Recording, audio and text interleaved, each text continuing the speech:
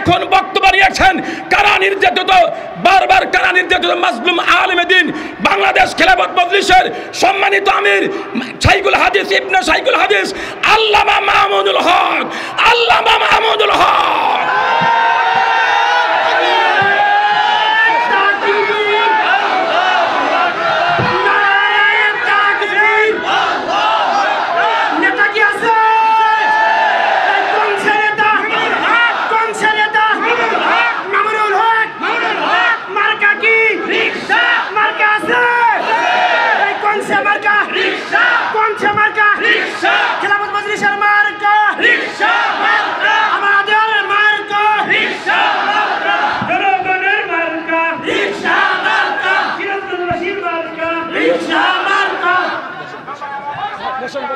আসসালামু আলাইকুম ওয়া রাহমাতুল্লাহ। আলহামদুলিল্লাহি রাব্বিল আলামিন ওয়াসসালাতু ওয়াসসালামু আলা সাইয়্যিদিল আমবিয়া ওয়াল মুরসালিন ওয়া আলা আলিহি ওয়া আসহাবিহি ওয়া মান তাবিআহুম আজমাইন। বাংলাদেশ খেলাফত মজলিস সিরাজগঞ্জ জেলা শাখা কর্তৃক আয়োজিত আজকের এই গণসমাবেশে উপস্থিত সংগ্রামী সভাপতি, উপস্থিত বাংলাদেশ খেলাফত মজলিসের কেন্দ্রীয় মহাসচিব সহ কেন্দ্রীয় নেতৃবৃন্দ, জেলা নেতৃবৃন্দ, সহযোগী সংগঠনসমূহের দায়িত্বশীল নেতৃবৃন্দ, বিভিন্ন ভ্রাতৃপ্রতিম জাতীয় সংগঠনের স্থানীয় নেতৃবৃন্দ, সর্বস্তরের নেতাকর্মী ও তৌহিদি জনতা, সিরাজগঞ্জ জেলাবাসী, আমি আজ আপনাদের এই গণসমাবেশে দাঁড়িয়ে সর্বপ্রথম ওই মহান রব্বুল আলামিনের দরবারে শুকরগুজারি আদায় করছি, যিনি বাংলাদেশের মানুষের বুকের উপর থেকে জগদ্দল পাথরের মতো চেপে বসা যুগের লেডি ফেরাউন স্বৈরাচারী জালিম শেখ হাসিনা শাহীকে উৎখাত করে দিয়ে এদেশের মানুষকে মুক্ত বাতাসে নিঃশ্বাস গ্রহণ করার সুযোগ করে দিয়েছেন। আল্লাহুম্মা রাব্বানা লাকাল হামদু ওয়া লাকাশ শুকর। এরপরে আমি গভীর শ্রদ্ধা ভরে স্মরণ করছি ওই সকল বীর শহীদানদেরকে যাদের শাহাদাতের রক্তের সিঁড়ি বেয়ে 5ই আগস্ট 2024 সালে বাংলাদেশ দ্বিতীয়বারের মতো স্বাধীনতা অর্জন করেছে। বাংলাদেশের মানুষ ফ্যাসিবাদ এবং স্বৈরতন্ত্র মুক্ত হয়েছে। 2009 সালের পিলখানা ট্রাজেডিতে শাহাদাত বরণকারী 57 জন দেশপ্রেমিক সেনা কর্মকর্তা, 2013 সালের শাপলা চত্বরে নবী প্রেমিক তৌহিদি জনতা, যাদেরকে রাতের অন্ধকারে বুলেটের আঘাতে বুকগুলো ঝাঁঝরা করে নির্মমভাবে হত্যা করা হয়েছে।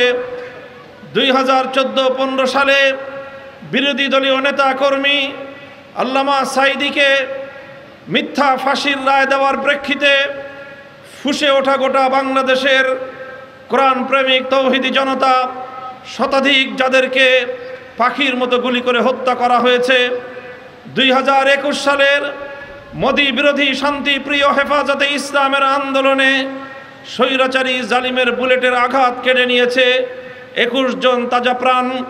2024 সালের জুলাই এবং আগস্ট সর্বশেষ বাংলাদেশের ছাত্র জনতার বৈষম্য বিরোধী আন্দোলনে টার্গেট কিলিংয়ের শিকার হয়ে আওয়ামী দুঃশাসন হায়নাদের, আওয়ামী পেটুয়া বাহিনী, ছাত্রলীগ যুবলীগের সন্ত্রাসীদের বুলেটের আঘাতে শাহাদাত বরণকারী বাংলাদেশের 2 সহস্রাধিক ছাত্র ও বাংলাদেশের সর্বস্তরের মানুষ, যাদের শাহাদাতের রক্তের বিনিময়ে আজ আমরা বাংলাদেশে ফ্যাসিবাদ মুক্ত অবস্থায় এদেশে আমরা আমাদের অধিকার প্রতিষ্ঠার স্বপ্ন দেখছি। সংগ্রামী সাথী ও বন্ধুগণ,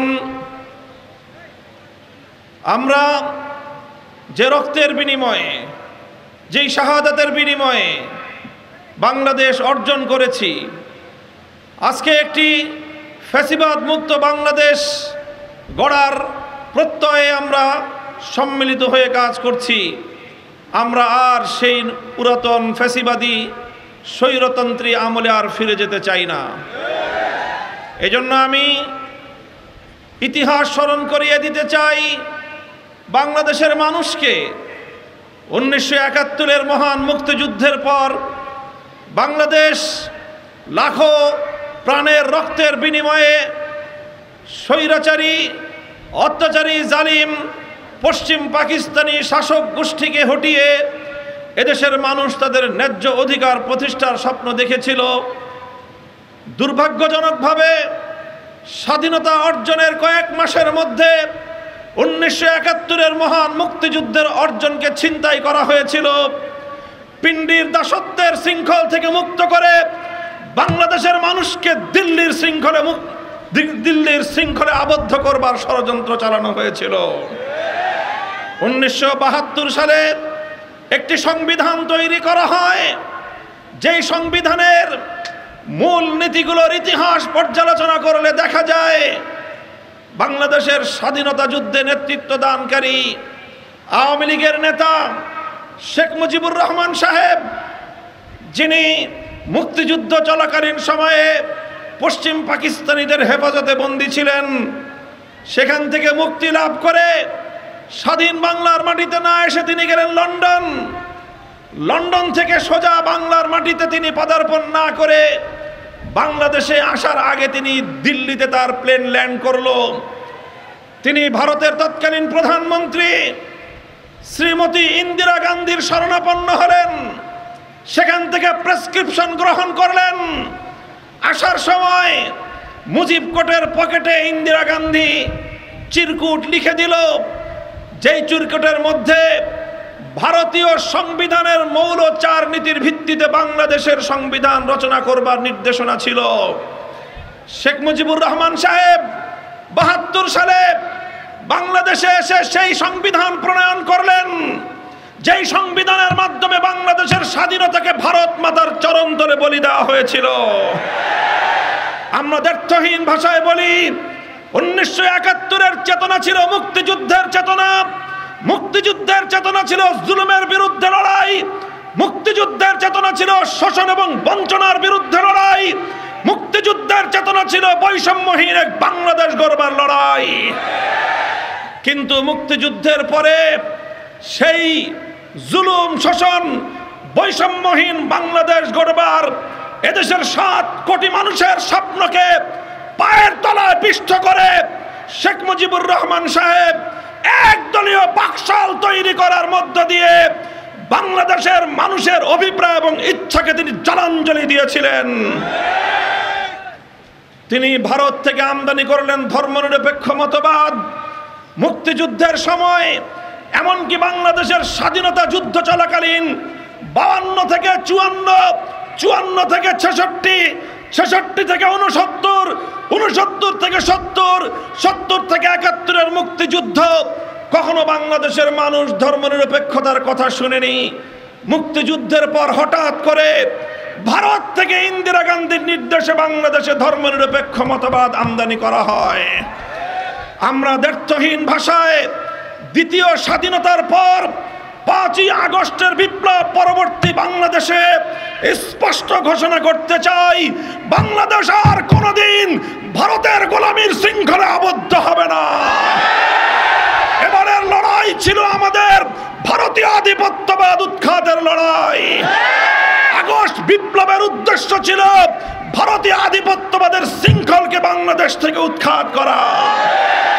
কাজেই যারা এখনো বাংলাদেশকে সেই ভারতীয় পচামাল ধর্মনিরপেক্ষতার আলোকে পরিচালনা করবার দিবা স্বপ্ন দেখছেন, তাদের জন্য সবিনয়ে আমার আবেদন, আমার তাদের প্রতি অনুরোধ হলো এই, ধর্মনিরপেক্ষতার প্রতি এত প্রীত থাকলে সীমান্ত খোলা আছে, চলে যেতে পারেন।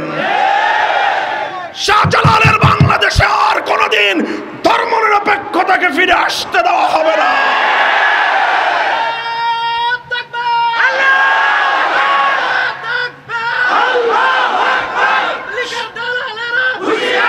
স্বাধীনতার দীর্ঘদিন পরে আজ সর্বপ্রথম ব্যাপক সংস্কারের হাওয়া বইছে।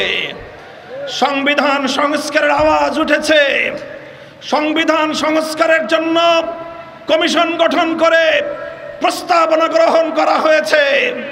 আমরা বলতে চাই, সংবিধান সংস্কারের চলমান এই প্রক্রিয়ায় এদেশের আলেম সমাজ, বাংলাদেশ খেলাফত মজলিস সহ অন্যান্য ইসলামী সংগঠনগুলো সহযোগিতার হাত প্রসার করে দিয়েছে। এই সংবিধান সংস্কারের নামে নতুন আরেক পয়জন বাংলাদেশে আপনারা পুশ করবার যেই দিবাস্বপ্ন এবং যেই আপনারা অপকর্ম অপপ্রচেষ্টা শুরু করেছেন, মুসলমানদের একত্ববাদীদের বাংলাদেশে সংবিধানে বহুত্ববাদ অন্তর্ভুক্ত করবার পায়তারা চালাচ্ছেন। পরিষ্কার বলে দিতে চাই, এদেশের মানুষ বহুত্ববাদ গ্রহণ করার জন্য প্রস্তুত নয়। গণমানুষের ইচ্ছা এবং অভিপ্রায়কে সম্মান জানিয়ে বহুত্ববাদকে বাতিল করে সংবিধানে মহান আল্লাহর উপর অবিচল আস্থা এবং বিশ্বাসকে পুনর্বহাল করতে হবে। প্রধান বিরোধী দল বিএনপি সহ অন্যান্য দলগুলোকে আমরা বলতে চাই, সংবিধানে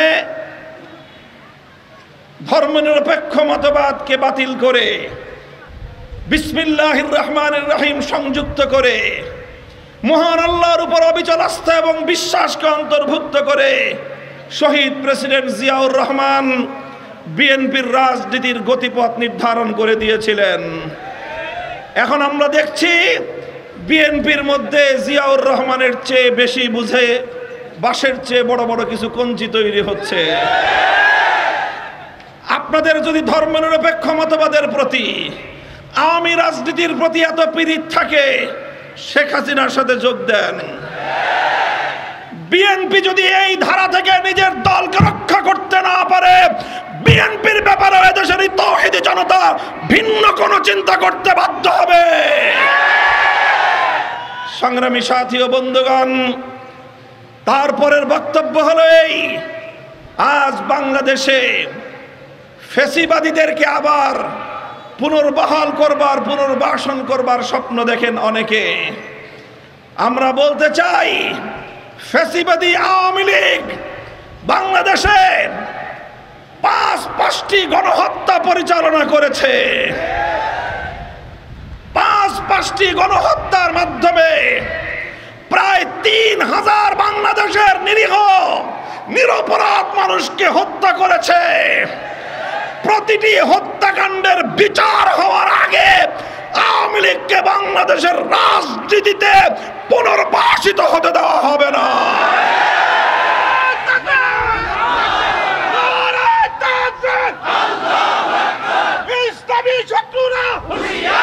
আমরা বলবো, আগে আওয়ামী লীগের বিচার করেন। 5টি গণহত্যা সহ হাজার হাজার গুম খুনের দায়ে আওয়ামী লীগকে সন্ত্রাসী সংগঠন হিসেবে ঘোষণা করতে হবে। শেখ হাসিনা সহ তার খুনি মন্ত্রিসভার প্রতিটি সদস্য, তার গোটা প্রশাসনের, শেখ হাসিনার লেসপেন্সার যারা দেশ এবং জনগণের স্বার্থকে উপেক্ষা করে শেখ হাসিনার মনোরঞ্জনের জন্য বুলেটের আঘাত দিয়ে এদেশের মানুষের প্রাণ কেড়ে নিয়েছে, সেই সকল প্রশাসনের দুর্নীতিগ্রস্ত খুনি ঊর্ধ্বতন কর্মকর্তাদের বিচার নিশ্চিত না হওয়া পর্যন্ত বাংলাদেশে আওয়ামী লীগের রাজনীতিকে বন্ধ রাখতে হবে। যদি সকল হত্যাকাণ্ডের যদি বিচার হয়, সেই বিচার হওয়ার পরে যদি আওয়ামী লীগের কোনো নেতাকর্মী অবশিষ্ট থাকে ভালো। আমার ধারণা, যেই পরিমাণ হত্যাকাণ্ড আওয়ামী লীগ করেছে, আওয়ামী লীগের টপ টু বটম যেই পরিমাণ নেতাকর্মী সরাসরি হত্যাকাণ্ড, গুম কাণ্ড, দেশের অর্থ পাচার কাণ্ডের সঙ্গে জড়িত যদি বিচার করা হয়, আওয়ামী লীগ বাটি চালান দিয়েও বাংলাদেশে ইউনিয়ন পরিষদে নির্বাচন করবার মতো কোনো প্রার্থী খুঁজে পাবে না। সেই ক্ষেত্রে নতুন করে জন্ম নেওয়া বর্তমান সময়ের শিশুরা যদি ভবিষ্যতে কোনোদিন আওয়ামী লীগ করতে চায়, সেই দিন বাংলাদেশের রাজনীতিতে আওয়ামী লীগ ফিরতে পারবে। কাজেই সকল দলগুলোকে ফ্যাসিবাদ বিরোধী আন্দোলনে অংশীদার সকল পক্ষকে বাংলাদেশ জাতীয়তাবাদী দল বিএনপি, জামাতে ইসলামী বাংলাদেশ, ইসলামী আন্দোলন বাংলাদেশ, জমিয়ত উলামা ইসলাম, খেলাফত মজলিস, নাগরিক পার্টি, গণ অধিকার পার্টি সহ সকল দলগুলোকে আমি উদাত্ত আহ্বান জানাতে চাই, রাজনীতিতে প্রতিযোগিতা থাকবে, প্রতিদ্বন্দ্বিতা থাকবে, কিন্তু ফ্যাসিবাদের মোকাবেলায় আমাদের অভিন্ন মত এবং জাতীয় ঐক্যকে ধরে রাখতে হবে। বিএনপি এবং জামাতের প্রতি বিশেষভাবে বলতে চাই, আপনারা আপনাদের দলীয় রাজনীতির স্বার্থে যদি ফ্যাসিবাদ বিরোধী ঐক্যে কোনো ফাটল ধরাবার চেষ্টা করেন, এদেশের সকল দল মত নির্বিশেষে তার বিরুদ্ধে আমরা গণঐক্য গড়ে তুলতে বাধ্য হব। সংগ্রামী সাথী ও বন্ধুগণ, কাজেই আওয়ামী লীগের বিচার হবে, আওয়ামী লীগ সন্ত্রাসী সংগঠন হিসেবে চিহ্নিত হবে, শেখ হাসিনা সহ সকল খুনিদের বিচারের রায় বাংলাদেশে কার্যকর হবে। তারপরে কোনো তুলসী পাতা আওয়ামী লীগে অবশিষ্ট থাকলে রাজনীতিতে পুনর্বাসিত হবে। এরপরের কথা, আজ বাংলাদেশের ইন্টারিম গভর্নমেন্ট, বর্তমান অন্তর্বর্তীকালীন সরকার, প্রফেসর ডক্টর ইউনূস সাহেব আন্তর্জাতিক ব্যক্তিত্ব, আমরা ওনাকে সম্মান জানিয়েছি, শ্রদ্ধা জানাই। ওনার মাধ্যমে বাংলাদেশ অর্থনীতির ক্ষেত্রে এই কয়েক মাসের মধ্যে অভূতপূর্ব উন্নতি সাধন করেছে। বাংলাদেশের জাতীয় অর্থনীতির ভিত নতুন করে মজবুত হতে শুরু করেছে। বাংলাদেশের জাতীয় ব্যালেন্স এটা অনেক উন্নতি লাভ করেছে। বাংলাদেশে বিদেশি বিনিয়োগকারীরা নতুন করে বিনিয়োগ করার উৎসাহ পাচ্ছে। সেই জন্য প্রফেসর ডক্টর ইউনূস সাহেবের নেতৃত্বাধীন অন্তর্বর্তীকালীন সরকারকে আমরা ধন্যবাদ জানাই। বিগত রমজানুল মুবারকে দ্রব্যমূল্য নিয়ন্ত্রণে ছিল, সারা দেশে নিরবচ্ছিন্ন বিদ্যুৎ সরবরাহ ছিল। এই সকল সফলতার জন্য আমরা তাদেরকে ধন্যবাদ জানাই। ধন্যবাদ জানানোর পাশাপাশি এ কথাও আমরা স্মরণ করিয়ে দিতে চাই, মনে রাখবেন আপনারা এই ভালো কাজগুলো করেন, এদেশের মানুষ আপনাদেরকে সাহায্য করবে, সহযোগিতা করবে। ইসলাম, আল্লাহর কোরআন, ইসলামী শরীয়তের আইন চিরন্তন এবং এই অবিনশ্বর, অবিনাশী এই ইসলামের বিরুদ্ধে, কোরআনের বিরুদ্ধে অবস্থান গ্রহণ করে নিজেরা আত্মহত্যার পথে হাঁটবেন না। স্তম্ভিত হয়ে গিয়েছি আমরা আপনাদের এই নারী বিষয়ক কমিশনের উত্থাপিত প্রস্তাবে। বাংলাদেশের আলেম সমাজ, এদেশের ইসলামপন্থীরা স্তম্ভিত। ফ্যাসিবাদের আমলেও চরম বিদ্বেষী হিন্দুত্ববাদী আওয়ামী লীগ সরকারও কোনোদিন এত ভয়ঙ্কর প্রস্তাবনা জাতির সামনে উপস্থাপন করার দুঃসাহস দেখায় নাই। ডক্টর ইউনূস সাহেব, আপনি কাদেরকে দিয়ে নারী বিষয়ক কমিশন গঠন করে দিলেন? তারা বলে বাংলাদেশে বিদ্যমান ধর্মীয় উত্তরাধিকারী আইন এবং পারিবারিক আইন বৈষম্যের প্রধান কারণ। মুহতারাম হাজিরিন, আল্লাহর কোরআন বলেছে, ইসলাম বলেছে, কোরআন দুনিয়াতে এসেছে সকল বৈষম্যের মূলোৎপাটন করে। কোরআন নাজিলের অন্যতম প্রধান লক্ষ্য হলো বৈষম্য বিলোপ করা। দুর্ভাগ্যজনকভাবে ডক্টর ইউনূসের নারী কমিশন তারা আল্লাহর কোরআনকে বৈষম্যের কারণ বলে উল্লেখ করলেন। এর চেয়ে বড় ধৃষ্টতাপূর্ণ বক্তব্য আর কিছুই হতে পারে না। তারা সরাসরি আল্লাহর কোরআনকে কটাক্ষ করেছে, তারা সরাসরি ইসলামকে কটাক্ষ করেছে। তারা সকল ধর্মের জন্য অভিন্ন পারিবারিক আইন করার প্রস্তাব দিয়ে বাংলাদেশে আন্তঃধর্মীয় বিবাহের রাষ্ট্রীয় আয়োজন করতে চায়। এই সকল মানুষ, আমি তাদেরকে নারী বললাম না, কারণ এরা বাংলাদেশের নারী সমাজের প্রতিনিধিত্ব করে না। আপনারা নারী সমাজের গণভোট গ্রহণ করুন। আমি চ্যালেঞ্জ করে বলতে পারি, বাংলাদেশের 90% নারী এদের বিরুদ্ধে নিজেদের রায় এবং মতামত প্রকাশ করবে। কাজেই এই নারী বিষয়ক কমিশনে যারা আল্লাহর কোরআনকে কটাক্ষ করলো, ইসলামকে অবমাননা করলো, এদেশের 90% মুসলমানের ধর্মীয় অনুভূতিতে আঘাত করলো, সেই অপরাধে তাদের বিচার চাই, বিচার দাবি করি আমরা। এরা তসলিমা নাসরিনের দোসর, এরা তসলিমা নাসরিনের দোসর, এরা তসলিমা নাসরিনদের প্রেতাত্মা। তসলিমা নাসরিন গেছে যে পথে, তাদের প্রেতাত্মারাও যাবে সে পথে।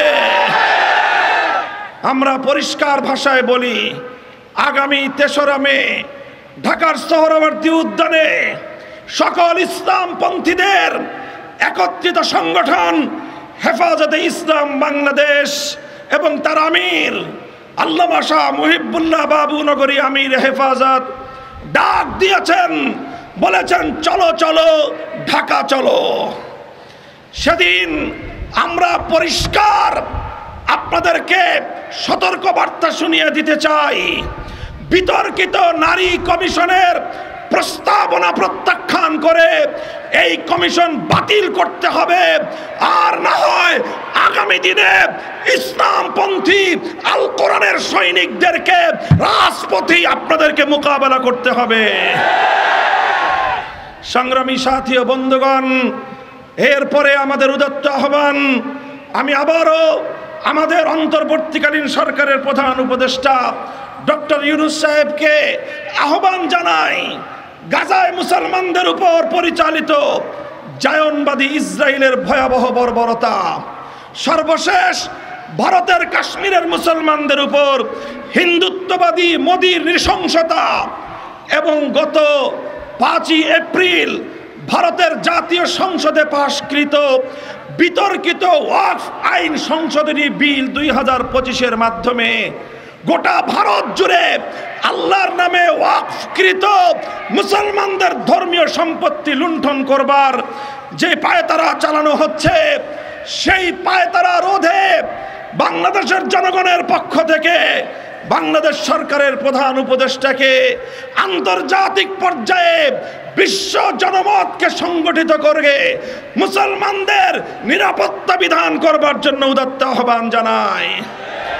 ইনশাআল্লাহ বাংলাদেশ খেলাফত মজলিস আজ টেকনাফ থেকে তেতুলিয়া গণমানুষের কাছে যে জোয়ার তৈরি করতে সক্ষম হয়েছে, ইনশাআল্লাহ আজ সিরাজগঞ্জের মাটিতে হাজার হাজার মানুষের এই গণস্রোত, এই গণজোয়ার প্রমাণ করে আগামীর বাংলাদেশ হবে ইসলামের বাংলাদেশ, আগামীর বাংলাদেশ হবে খেলাফতের বাংলাদেশ। আজ আমরা বৈষম্যহীন দেশ গড়তে চাই, ইনসাফপূর্ণ সমাজ গড়তে চাই। আমি বলবো ইনসাফপূর্ণ পূর্ণাঙ্গ বৈষম্যহীন সমাজ গড়তে চাইলে কোন মানব রচিত তন্ত্র মন্ত্র দিয়ে সেটা সম্ভব হবে না। একমাত্র আল্লাহ প্রদত্ত রাজনৈতিক বন্দোবস্ত, খেলাফতের রাজনীতি মানুষের ভিতরকার সকল বৈষম্য দূর করে ইনসাফের সমাজ গড়তে পারে। তাই বাংলাদেশ খেলাফত মজলিস, তার সহযোগী সংগঠন বাংলাদেশ খেলাফত যুব মজলিস, খেলাফত শ্রমিক মজলিস, খেলাফত ছাত্র মজলিসের পতাকা তলে এই মানুষকে সংগঠিত করে খেলাফতের লক্ষ্যে, ইসলামী বিপ্লবের লক্ষ্যে আল্লাহর জমিনকে বিপ্লবের ক্ষেত্র হিসেবে প্রস্তুত করার উদাত্ত আহ্বান জানাই। আপনারা যে যেখানে আছেন দলমত নির্বিশেষে খেলাফতের পতাকা তলে শরীক হয়ে বাংলাদেশ খেলাফত মজলিসের অগ্রযাত্রা অব্যাহত রাখবার জন্য কাজ করবেন তো ইনশাআল্লাহ?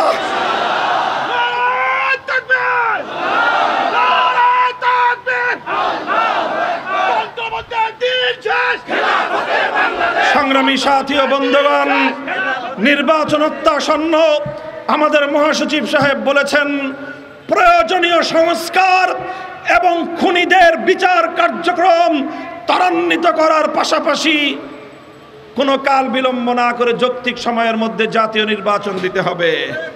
সেই জাতীয় নির্বাচনে বাংলাদেশ খেলাফত মজলিস সারা বাংলাদেশে মেহনতি মানুষের পক্ষ থেকে, আলেম সমাজের পক্ষ থেকে, দেশ প্রেমিক জনতার পক্ষ থেকে রিক্সা প্রতীকে আপনাদের সামনে প্রার্থী উপস্থাপন করতে চায়। আপনারা তাদের হাতকে শক্তিশালী করবেন তো ইনশাআল্লাহ? সিরাজগঞ্জ 1 আসন থেকে মাওলানা আব্দুস সামাদ খান, সিরাজগঞ্জ 2 আসন থেকে মুফতি আহমদুল্লাহ, সিরাজগঞ্জ 3 আসন থেকে মুফতি আব্দুর রউফ ও সিরাজগঞ্জ 6 আসন থেকে মুফতি নজরুল ইসলাম সাহেব। সবাই দাঁড়ান, 4 জনকে আরেকজন কই। এই আমি আপনাদের সামনে আমাদের সংগঠনের পক্ষ থেকে, বাংলাদেশ খেলাফত মজলিসের পক্ষ থেকে প্রার্থী হিসাবে আমি আপনাদের সামনে তাদেরকে উপস্থাপন করে গেলাম। হাজারো জনতার এই বিশাল গণসমাবেশ থেকে আমি জানতে চাই, আপনারা আমাদের প্রার্থীর পক্ষে, খেলাফতের পক্ষে মাঠে ঘাটে গণমানুষকে সংগঠিত করার জন্য, তাদের মতামতকে তাদের প্রতি আকৃষ্ট করার জন্য ময়দানে ভূমিকা পালন করবেন তো ইনশাআল্লাহ? আল্লাহ পাক রব্বুল আলামিন কবুল করুন। বাংলাদেশ খেলাফত মজলিস জিন্দাবাদ, বাংলাদেশ জিন্দাবাদ। আধিপত্যবাদী সাম্রাজ্যবাদী শক্তি নিপাত যাক। ওয়া আখিরু দাওয়ানা আলহামদুলিল্লাহি রাব্বিল আলামিন।